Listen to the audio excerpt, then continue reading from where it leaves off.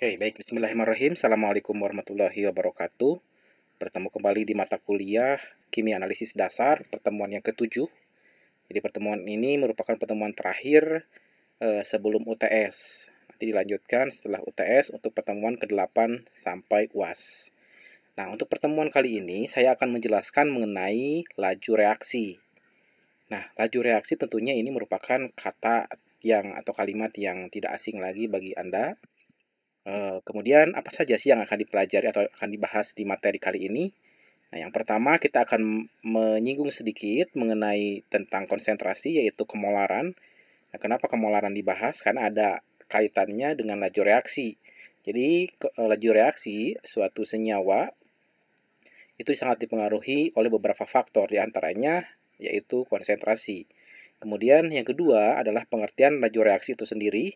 Kemudian yang ketiga, faktor-faktor yang mempengaruhi laju reaksi. Kemudian menentukan persamaan laju reaksi. Dan yang terakhir adalah teori tumpukan.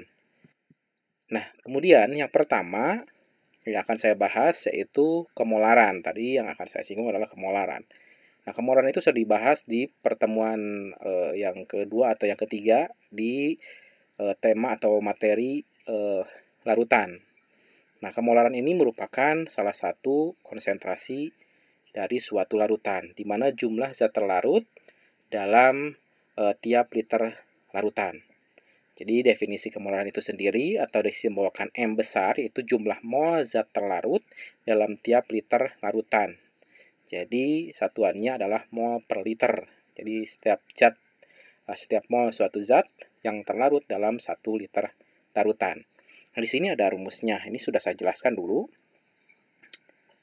Nah, di sini di mana molar itu merupakan mol per liter, tadi yang ini, mol per liter, maka N per V, itu adalah mol per liter. Nah, atau dirumuskan lain biasanya seperti ini, molar itu sama dengan gram per BM atau MR dikali 1000 per volume larutan yang dibuat. Nah, mengapa konsentrasi dinyatakan dalam molaritas atau kemolaran? Karena kita bisa menentukan jumlah mol zat dalam larutan yang hanya dengan mengukur volume larutan saja. Jadi yang dipakai untuk materi kali ini ialah konsentrasi dalam bentuk molar atau kemolaran. Nah, kalau ini adalah rumus pengenceran, tentunya sudah Anda ketahui bagaimana kita misalkan ingin mengencerkan suatu larutan dari larutan yang sudah ada, di mana larutan yang sudah ada itu memiliki konsentrasi yang lebih tinggi. Nah, maka dengan menggunakan rumus yang ini nih, dulu sudah pernah saya sampaikan, rumusnya adalah V1 dikali M1 sama dengan V2 dikali M2, gitu kan ya. Atau V1 dikali M1 sama dengan V2 dikali M2. Itu adalah rumus untuk pengenceran suatu larutan. Nah, kemudian laju reaksi itu apa sih? Jadi reaksi ada yang berjalan cepat dan ada juga yang berjalan lambat. Jadi bisa saja reaksinya itu dalam persekian detik sudah selesai reaksinya. Contohnya misalnya di sini ada kembang api nih. Ini adalah merupakan reaksi yang berjalan beberapa detik atau sepersekian detik, reaksinya sudah selesai. Ada juga reaksi yang berlangsung lambat. Contohnya di sini ada roti yang berjamur, kemudian ada besi yang berkarat. Itu adalah reaksi yang berlangsung lambat, bisa berhari-hari atau berminggu-minggu atau bahkan berbulan-bulan atau bahkan bertahun-tahun. Misalkan si besi ini dapat berkarat. Tapi ada juga yang reaksinya sangat lambat sekali, bisa sampai bertahun-tahun. Bahkan bisa sampai puluhan tahun, bisa juga sampai ratusan tahun atau bahkan ribuan tahun. Contohnya misalkan peluruhan radioaktif, contohnya uranium meluruh menjadi timbal, itu bisa membutuhkan waktu hingga ratusan tahun. Sehingga kalau misalkan ada suatu tempat terkontaminasi radioaktif, biasanya itu akan sangat lama sekali suatu tempat tersebut bisa steril dari radioaktif. Nah, juga ada laju berkurangnya reaksi atau laju bertambahnya pembentukan produk. Itu definisi dari laju reaksi. Nah, penentuan laju reaksi tentunya dapat diketahui dengan melakukan percobaan. Tidak bisa ditentukan bahwa laju reaksinya bisa dinyatakan cepat atau misalkan bisa dalam waktu sekian menit, sekian jam. Tidak bisa kita menentukan secara spontan, tapi harus melakukan secara riset atau dengan melakukan suatu percobaan. Nah, di mana di sini mengukur banyaknya reaksi, kemudian sehingga reaksi tersebut habis atau banyaknya produk yang dihasilkan. Dilihat berapa produk yang dihasilkan dari hasil reaksi, kemudian berapa waktu yang dibutuhkan. Nah, atau mengukur jumlah salah satu reaktan atau produk. Baik penurunan reaktan, berapa jumlahnya, atau berapa produk yang dihasilkan. Nah, di sini ada grafik. Nah, grafiknya akan saya jelaskan di slide berikutnya. Nah, di sini ada grafik nih. Di sini ada suatu zat A dan B nanti akan menghasilkan produk E dan D. Nah, di sini A dan B itu merupakan reaksi. Nah, di sini ada waktu, di sini ada konsentrasi. Tentunya konsentrasi reaktan atau reaksi itu makin lama itu akan semakin menurun. Nah, kalau misalkan hasil reaksi yang C, D yang ini itu semakin lama waktunya, maka produknya akan semakin meningkat. Nah, itu yang dinamakan laju reaksi di situ, di mana seberapa banyak atau seberapa lama waktu yang dibutuhkan sehingga si reaksi menurun atau habis dan produk terbentuk. Nah, maka satuan laju reaksi ialah molar per second, per detik. Jadi satuan laju reaksinya. Jadi seberapa banyak produk yang dihasilkan atau seberapa banyak reaktan yang bereaksi dalam satuan detik gitu. Kemudian di sini jika Anda ingin menghitung berapa konsentrasi produk yang dihasilkan per satuan waktu, maka rumusnya ini. Nah, dituliskan seperti ini, plus delta produk per perubahan waktu. Kalau misalkan Anda ingin mengetahui berapa pengurangan atau konsentrasi suatu reaktan dalam satuan waktu, maka pengurangan delta R berarti pengurangan reaktan dibagi perubahan waktu. Berapa waktu yang dibutuhkan. Nah, di sini ada contoh laju reaksi. Di sini ada suatu senyawa N2O5 di sini terurai menjadi NO2 dan O2. Di sini setelah disetarakan koefisiennya, di mana N2O5 itu memiliki koefisien sebesar 2 dan NO2 memiliki koefisien 4. Sementara untuk O2 di sini koefisiennya 1, maka tidak ditulis. Nah, bagaimana kita menghitung atau menuliskan dari tadi berapa produk yang terbentuk dan berapa reaktan yang berkurang. Di sini kan N2O5 itu merupakan reaktan ya. Berarti di sini ditulis negatif di sini. Nah, berarti laju pengurangan dari N2O5 berarti delta konsentrasi N2O5 dibagi dibagi perubahan waktu. Nah, kemudian di sini bagaimana misalkan laju reaksi pembentukan NO2. Nah, maka di sini ditulis VNO2 plus, di sini ada plus, delta konsentrasi atau perubahan pembentukan jumlah dari NO2 dibagi dibagi perubahan waktu. Kemudian berapa laju reaksi pembentukan O2? Nah, di sini maka plus delta atau perubahan atau pembentukan O2 dibagi perubahan waktu. Sesuai dengan perbandingan koefisien reaksinya, maka dituliskan seperti ini. V sama dengan 1/2. Nah, kenapa ada 1/2 di sini? Karena di sini untuk nilai V itu sama dengan 1 per koefisien reaksi. Di sini koefisien untuk N2O5 itu adalah 2, NO2 itu koefisiennya adalah 4. Nah, kemudian dikalikan laju masing-masing komponen di sini. Maka dihitung di sini min 1/2 berarti 1 dibagi 2 koefisiennya dikalikan di sini delta atau perubahan pengurangan dari N2O5 dibagi satuan waktu di sini, perubahan waktu delta T. Atau juga sama dengan di sini laju reaksi tersebut sama dengan plus atau pembentukan 1/4. 4 dari mana? Dari sini 4-nya, satunya di sini, dari sini. 1/4 dikali delta konsentrasi NO2 dibagi perubahan waktu. Atau juga laju reaksi pembentukan O2 itu sama dengan plus delta. Kenapa ditulis delta saja? Karena di sini 1/1 sama dengan nilainya 1. Jadi suatu angka dikalikan 1 maka angka itu sendiri. Jadi tidak dituliskan di sini. Nah, itu cara menuliskan rumusnya. Kemudian faktor yang mempengaruhi dari laju reaksi itu, jadi suatu reaksi itu dipengaruhi oleh beberapa faktor. Yang pertama adalah luas permukaan. Nah, kenapa luas permukaan itu mempengaruhi terhadap laju reaksi? Karena suatu zat padat khususnya, jadi luas permukaan itu berlaku hanya untuk zat padat saja. Contohnya, misalkan ada suatu zat padat dalam bentuk batangan dan dalam bentuk serbuk. Nah, di sini. Nah, dalam bentuk serbuk itu, laju reaksinya itu akan lebih cepat di sini. Pengurangan masanya itu akan lebih cepat. Kenapa? Karena dalam bentuk serbuk, ukuran partikelnya lebih kecil.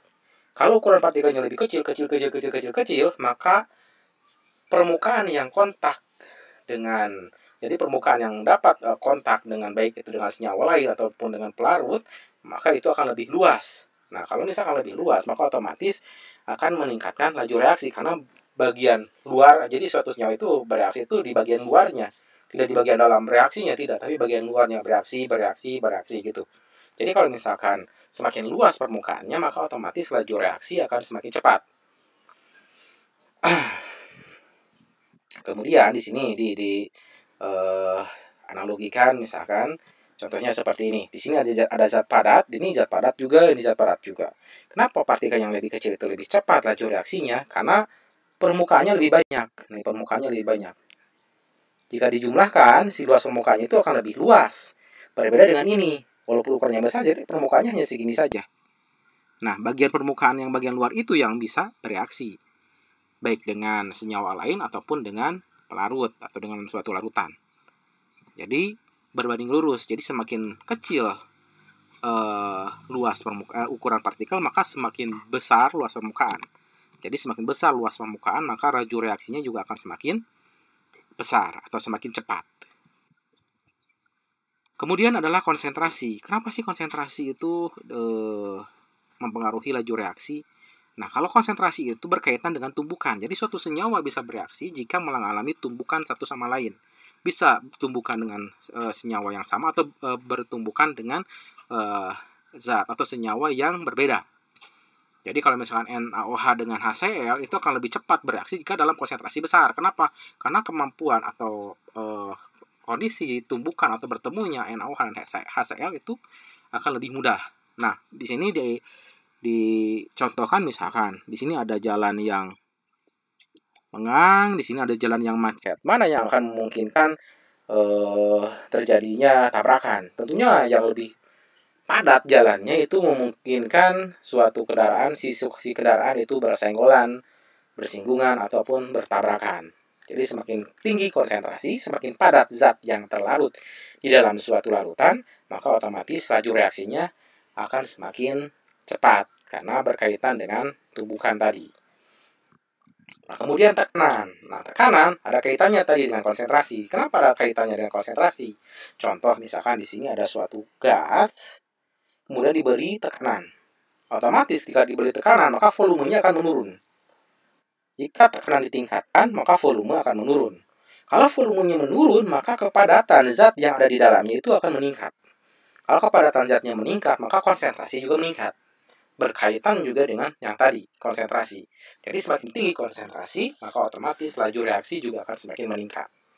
Gitu. Kemudian juga adalah suhu di sini. Kenapa sih suhu misalkan mempengaruhi laju reaksi? Apa kaitannya? Nah, sama juga suhu. Kalau suhu berkaitannya dengan tadi tumbukan. Jadi semakin tinggi suhu yang dipergunakan dalam suatu sistem reaksi, maka laju reaksinya juga akan lebih meningkat. Kenapa? Ada kaitannya di sini. Nah, mengapa di sini? Pada dasarnya setiap partikel selalu bergerak. Jadi partikel di dalam suatu medium, dalam suatu ruang, baik gas ataupun cairan, itu bergerak, senyawa atau partikel. Nah, karena senyawa itu bergerak bebas, maka jika ada suhu yang meningkat, maka akan meningkatkan dinamakan pergerakan molekul. Jadi pergerakan molekulnya akan menjadi meningkat. Otomatis kalau pergerakan molekul menjadi lebih meningkat atau energi kinetiknya meningkat, maka otomatis kemungkinan tumbukan senyawa dengan senyawa lain juga akan lebih memungkinkan terjadi, sehingga laju reaksinya akan menjadi lebih cepat. Nah, pada umumnya laju reaksi menjadi 2 kali lipat lebih besar jika suhu atau T-nya dinaikkan 10 derajat Celcius. Nah, di sini dengan menggunakan atau mengikuti persamaan sebagai berikut. Di sini maka VT atau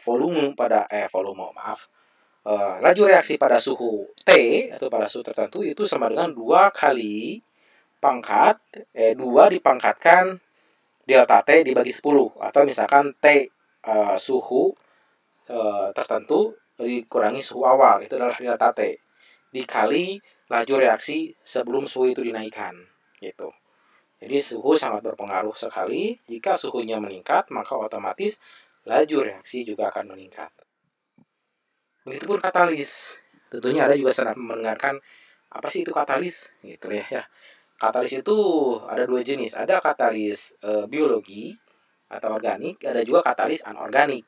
Kalau katalis biologi contohnya seperti enzim, itu adalah katalis.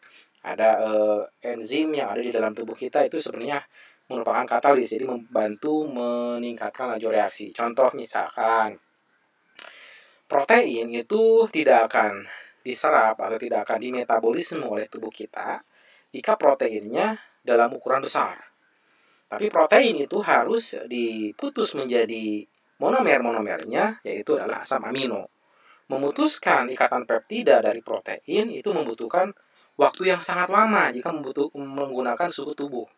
Maka tubuh kita secara alamiah dapat memproduksi suatu enzim, yaitu enzim protease. Nah, enzim protease itu dapat meningkatkan atau mempercepat pemutusan ikatan peptida pada protein, sehingga proteinnya menjadi terpecah-pecah menjadi monomer-monomernya, yaitu asam amino. Nah, setelah terbentuk asam amino, maka bisa diserap oleh tubuh atau dipergunakan untuk metabolisme. Nah, katalis itu kerjanya mengurangi energi yang dibutuhkan untuk berlangsung reaksi. Kemudian, katalis menyediakan satu jalur pilihan dengan energi aktivasi yang lebih rendah. Contoh misalkan di sini ada kendaraan.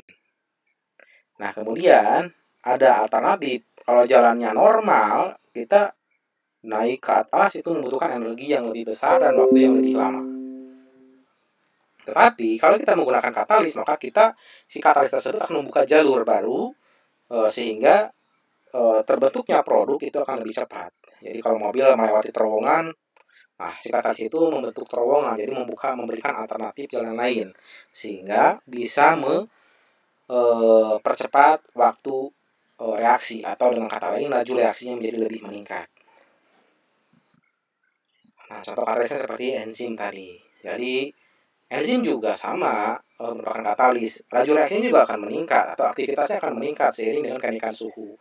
Tapi karena enzim itu merupakan katalis biologis, jadi kalau misalkan suhunya terlalu tinggi atau terlalu ekstrim, maka akan mengalami denaturasi. Nah, karena setelah mengalami denaturasi atau rusak, maka enzim sudah tidak bisa dipergunakan lagi. Contohnya ada katalis anorganik misalkan di sini, atau misalkan katalis kimia. Contoh FSK3. Misalkan di sini contohnya larutan peroksida. Larutan peroksida itu bisa terurai menjadi oksigen dan air. Nah, larutan oksigen dan air itu pembentukan dari hidrogen peroksida itu sangat lama sekali waktunya. Jadi kalau Anda beli hidrogen peroksida atau H2O2 dari apotek kemudian dibuka tutupnya, biarkan beberapa hari atau beberapa tahun, nanti hidrogen peroksidanya hilang, tidak ada, karena sudah terurai menjadi oksigen dan air. Itu hanya air saja mungkin, atau oksigen yang terlarut dalam air gitu. Jadi hidrogen peroksidanya sudah tidak ada. Tapi kalau misalkan dengan adanya FeCl, penguraian dari hidrogen peroksida menjadi oksigen dan air itu akan sangat cepat sekali. Tidak memerlukan waktu berminggu-minggu, berbulan-bulan atau bertahun-tahun. Gitu. Katalis juga ada fasenya, ada 2, ada katalis homogen, ada juga katalis heterogen. Kalau homogen berarti fasenya sama.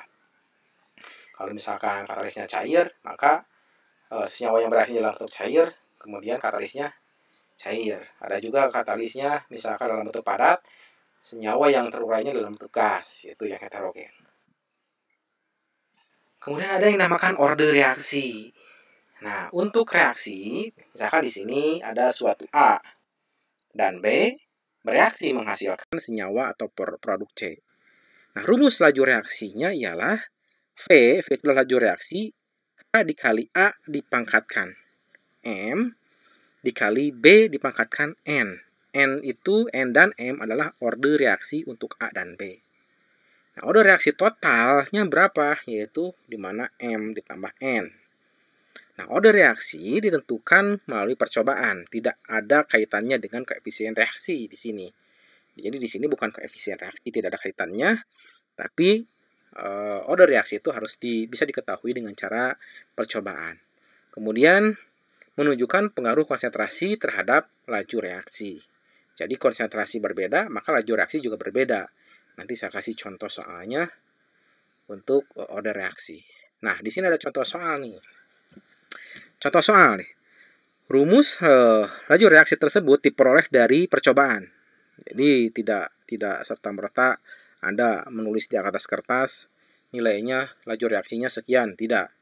Nah, di sini laju persamaan reaksinya yaitu NO dalam bentuk gas, nitrogen monoksida dalam bentuk gas, itu sama dengan Cl2 dalam bentuk gas, kemudian menghasilkan NoCl2 dalam bentuk gas. Nah, diperoleh data sebagai berikut. Kalau nanti praktikuma, misalkan HCl ditambah NaOH. Nah, gitu, yang gampang-gampang, karena kalau dalam bentuk gas nanti sulit diamati. Ini mah karena contoh soal, bolehlah dalam bentuk gas juga. Misalkan percobaan yang pertama, percobaan kedua, ketiga, dan keempat. Berarti si praktikan atau analis melakukan 3 kali percobaan. Nah, konsentrasinya di sini NO konsentrasinya adalah 0,1 molar. Kemudian Cl2 konsentrasinya 0,1 molar. Kemudian percobaan yang kedua 0,1 molar. Nah, untuk Cl2-nya 0,2 molar. Ini 0,2 molar, ini 0,1 molar gitu. Nah, di sini ada data laju reaksi. Jika misalkan NO atau nitrogen monoksida 0,1 molar direaksikan dengan Cl2 0,1 molar, maka laju pembentukan NoCl2 itu selama 4 molar per second atau 4 molar per detik. Nah, kemudian kalau misalkan konsentrasi NO-nya 0,1 tetap dan konsentrasi Cl2-nya 0,2, maka laju reaksinya menjadi lebih lama, lebih meningkat, yaitu 16 molar per second.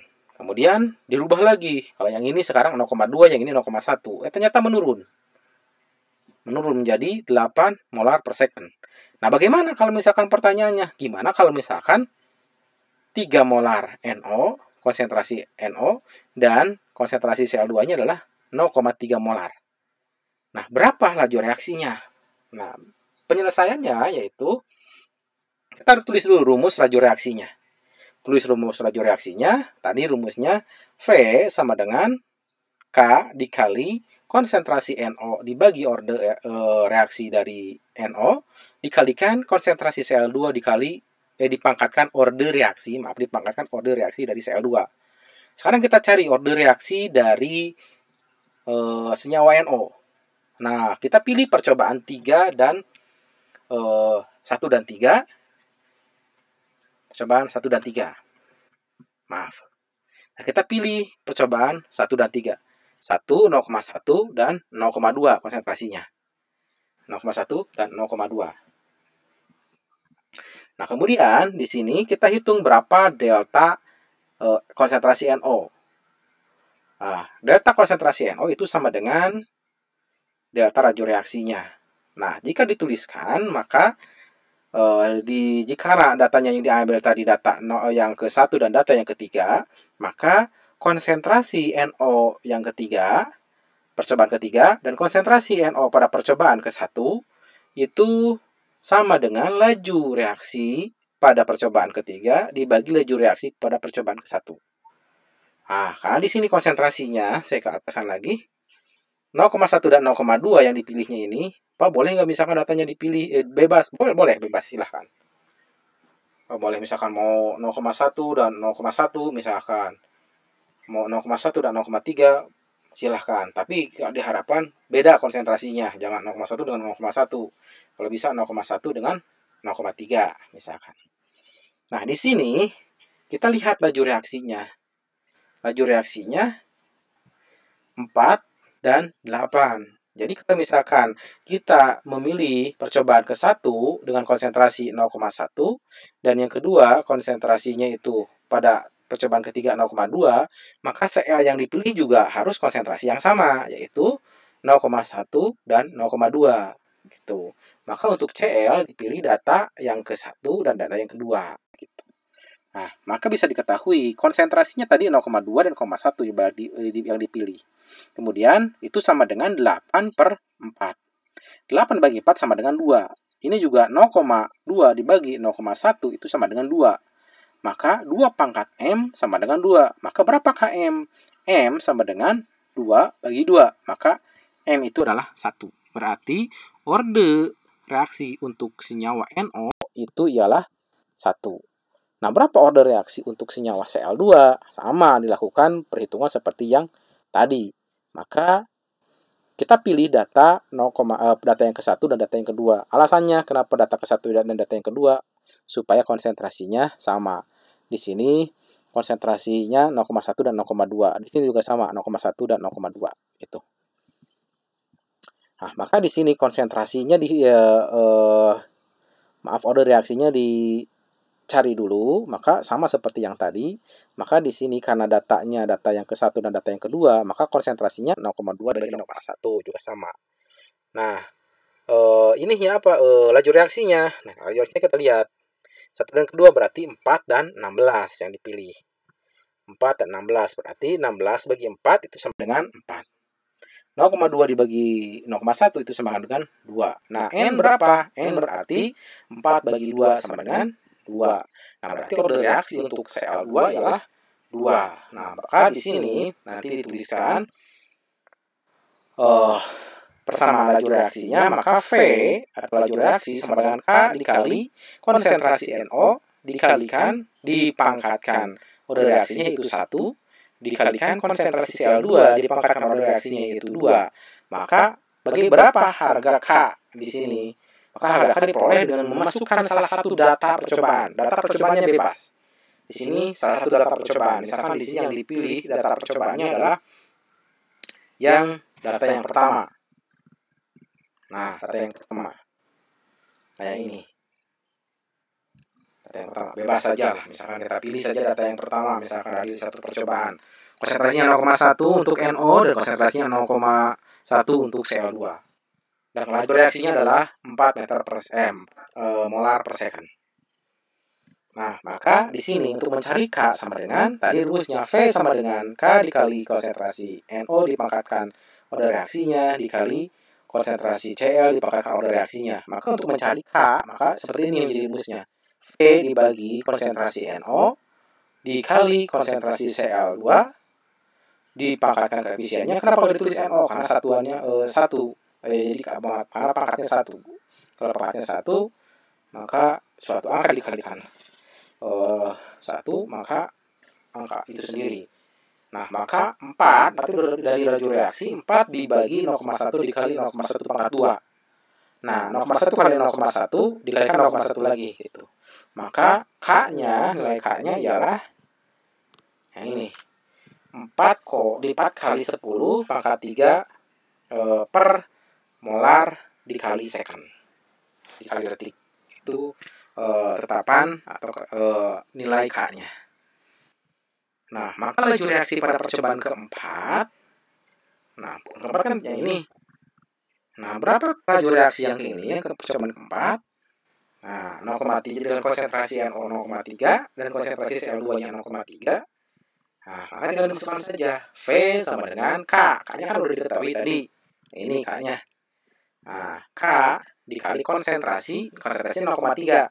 0,3 dikali 0,3. Dipangkatkan orde reaksinya, dipangkatkan 2. Maka laju reaksi jika larutan NO-nya itu konsentrasi gas NO-nya itu adalah konsentrasi 0,3 dan Cl2-nya 0,3, maka laju reaksinya besar sekali 108 molar per second gitu. Silahkan Anda pelajari lagi nanti, dibaca-baca lagi, lihat-lihat lagi videonya. Nah, orde reaksi itu ada 3 jenis, ada orde reaksi ke 0, orde reaksi ke 1, dan orde reaksi kedua. Nah, untuk orde reaksi ke 1 itu maksudnya apa? Yaitu reaksi berorde 0, orde reaksi yang ke 0 itu yaitu reaksi berorde 0, yaitu pada salah satu reaksinya apabila perubahan konsentrasi tidak berpengaruh pada laju reaksi. Nah, maka di sini konsentrasinya tidak berpengaruh terhadap laju reaksi sehingga kurvanya lurus saja seperti ini. Jadi konsentrasinya, laju reaksinya mau berapapun konsentrasinya tetap segitu. Kemudian ada reaksi order ke-1 di mana reaksi berorder ke-1 yaitu terhadap salah satu reaksinya.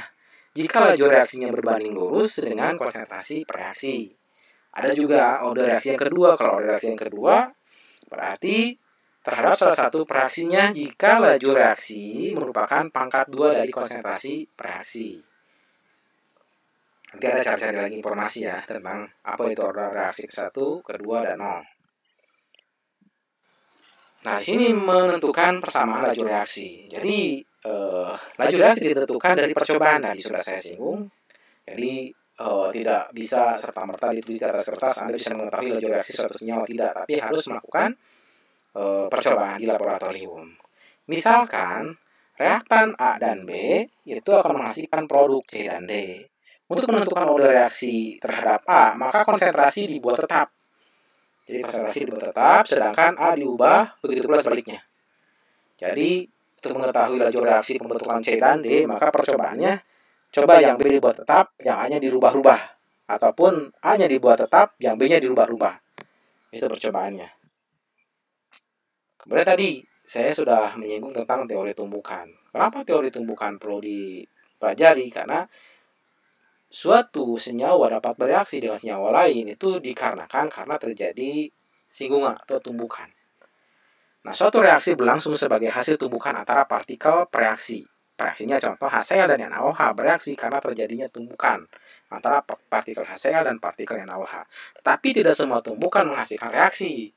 Jadi tumbukannya seperti apa yang menghasilkan reaksi? Yang pertama, faktornya yang pertama itu frekuensi tumbukannya, keterulangan tumbukannya. Kalau semakin sering, maka reaksinya akan semakin cepat. Kemudian energi tumbukannya, kalau tumbukannya pelan, itu maka reaksinya juga akan lama sekali. Tapi kalau tumbukannya, lajunya, energinya besar, maka otomatis laju reaksinya juga akan semakin cepat. Juga arah tumbukannya, apakah berarah seperti ini, apakah cuma bersinggungan gitu arah tumbukannya. Nah, itu juga mempengaruhi terhadap laju reaksi. Tumbukan juga ada beberapa jenis yang dinamakan, ada beberapa istilah dalam tumbukan. Yang pertama ada tumbukan efektif, yaitu tumbukan yang menghasilkan reaksi. Nah, dari mulai energi dan arahnya juga sangat pas. Energinya besar, arahnya pas. Maka reaksinya akan dihasilkan. Kemudian energi pengaktifan, di mana energi kinetik minimum yang harus dimiliki reaksi sehingga reaksi dapat berlangsung. Nah, jadi energi yang dibutuhkan paling kecil sehingga reaksi terjadi. Kemudian ada juga energi pengaktifkan, di mana barier antara reaksi dan produk. Jadi reaksi harus didorong melewati energi yang berhalangan menjadi suatu produk. Di sini saya kasih contoh animasinya. Nah, yang ini. Nah, di sini ada tumbukan efektif dan tidak efektif. Misalkan di sini ada tumbukan yang efektif. Kalau tumbukan yang efektif, di mana satu kali tumbukan itu akan menghasilkan suatu produk. Di sini ada reaktan A dan reaktan B mengalami tumbukan. Arahnya juga sudah benar nih. Ini efektif. B mengarah ke A mengarah B, mengalami tabrakan, maka terbentuklah produk. Ada juga di sini arahnya misalkan yang ada di atas, yang B arahnya datar, mengalami tumbukan. Nah, karena tumbukannya hanya arahnya seperti itu, mungkin hanya bersinggungan saja, tidak, energinya kurang. Tadi kan yang pengaruhnya bisa arah tumbukannya ataupun energi tumbukannya. Karena seperti ini, maka energinya tidak cukup untuk mengalami atau membentuk produk, sehingga membutuhkan frekuensi keterulangan terus tumbukannya harus terus-terusan, maka nanti akan terbentuk suatu produk. Nah, kemudian energi tumbukannya juga harus cukup. Jadi, nah, tumbukan si C dengan ABC ini juga harus cukup. Jadi jika energinya cukup, maka otomatis nanti akan menghasilkan suatu produk. Kalau tidak cukup energi tumbukannya, maka tidak akan terbentuk produk, tetap aja seperti ini. Tetap saja dalam bentuk reaktan. Tapi kalau misalkan energinya cukup, besar sekali, ini ke sini, energi tumbukannya keras sekali, maka otomatis akan menghasilkan suatu produk baru dari reaktan tersebut. Nah, di sini ada contoh soal, sama seperti tadi, silahkan Anda kerjakan. Kalau misalkan Anda lupa lagi, dibuka lagi saja atau dilihat lagi, di scroll lagi video tadi penjelasan saya yang membahas tentang contoh soal. Nah, mungkin saya cukupkan sekian untuk materi kali ini. Jangan lupa belajar. Nanti kita ketemu di UTS. Kalau untuk menanyakan kisi-kisinya apa misalkan gitu. Saya tidak memberikan kisi-kisi, silahkan Anda pelajari saja contoh soal, pelajari istilah-istilah, pahami dan lain sebagainya. Nah, mungkin itu yang akan keluar di UTS. Baik, saya coba sekian untuk materi kali ini. Apabila ada kekurangan khususnya dari saya, mohon dimaafkan. Wabillahi taufiq wal hidayah. Wassalamualaikum warahmatullahi wabarakatuh.